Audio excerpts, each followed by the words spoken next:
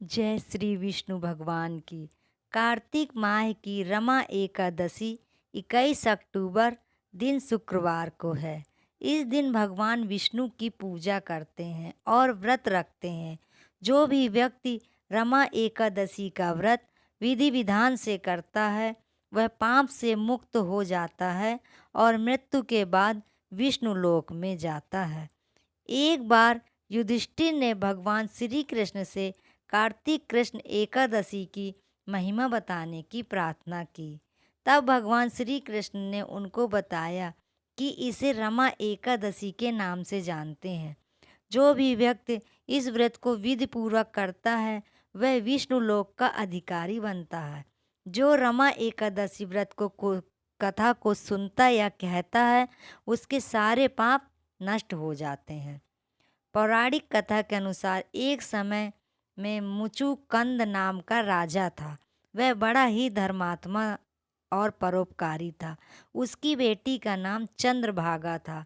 उसने बेटी का विवाह चंद्रसेन के बेटे शोभन से कर दिया। एक दिन वह अपने ससुराल आया। उस समय रमा एकादशी व्रत आने वाली थी। इस बात को जानकर चंद्रभागा चिंतित हो गई क्योंकि उसके राज्य में एकादशी पर कोई भोजन नहीं करता था और उसका पति बहुत ही दुर्बल था। रमा एकादशी के एक दिन पूर्व ही राजा ने पूरे राज्य में घोषणा कर दी कि रमा एकादशी के दिन कोई भोजन नहीं करेगा। घोषणा सुनकर शोभन चिंतित हो गया और उसने अपने पत्नी से कहा वह भोजन के बिना कैसे रहेगा। भोजन के बिना तो उसके प्राण निकल जाएंगे।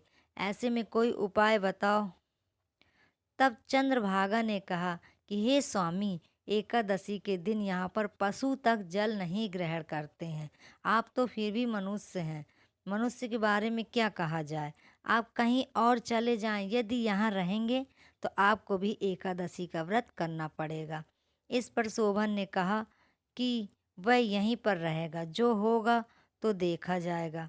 रमा एकादशी के दिन शोभन ने भी व्रत रखा। सूर्यास्त के समय तक वह भूख और प्यास से व्याकुल हो गया। रात्रि जागरण उसके लिए कष्टकारी था। अगली सुबह शोभन के प्राण निकल गए। तब राजा ने उसका विधि पूर्वक अंतिम संस्कार करवाया। उसकी बेटी चंद्रभागा मायके में रहने लगी।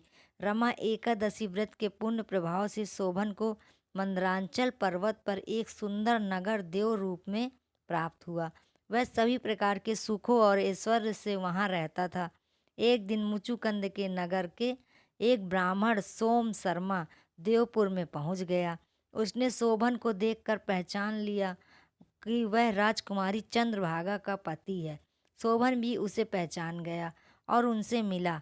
सोम शर्मा ने शोभन को बताया कि उसकी पत्नी और ससुर सभी सुखी हैं, लेकिन आप बताएं कि आपको ऐसा सुंदर राज्य कैसे मिला। तब शोभन ने कहा कि यह सब रमा एकादशी व्रत का पुण्य प्रताप है, लेकिन यह सब अस्थिर है क्योंकि उस व्रत को श्रद्धा रहित होकर किया था। आप चंद्रभागा को इसके बारे में बताना तो यह स्थिर हो जाएगा। तब सोम शर्मा चंद्रभागा के पास गए और सभी बातें बताई और नगर को स्थिर करने का उपाय करने को कहा। चंद्रभागा के कहने पर सोम शर्मा उसे मंदरांचल पर्वत के पास वामदेव ऋषि के पास लेकर गए। वहां ऋषि ने चंद्रभागा का अभिषेक किया, जिससे वह दिव्य शरीर वाली हो गई और दिव्य गति को प्राप्त हुई। उसके बाद वह अपने पति शोभन के पास गई। तब शोभन ने उसे अपनी बाईं ओर बैठा लिया। उसके बाद चंद्रभागा ने अपने एकादशी के व्रत के पुण्य को प्रदान किया, जिससे उसका राज्य प्रलय के अंत तक स्थिर हो गया। उसके बाद चंद्रभागा और शोभन आनंद पूर्वक रहने लगे। जय श्री विष्णु भगवान की। जय श्री लक्ष्मी मैया की।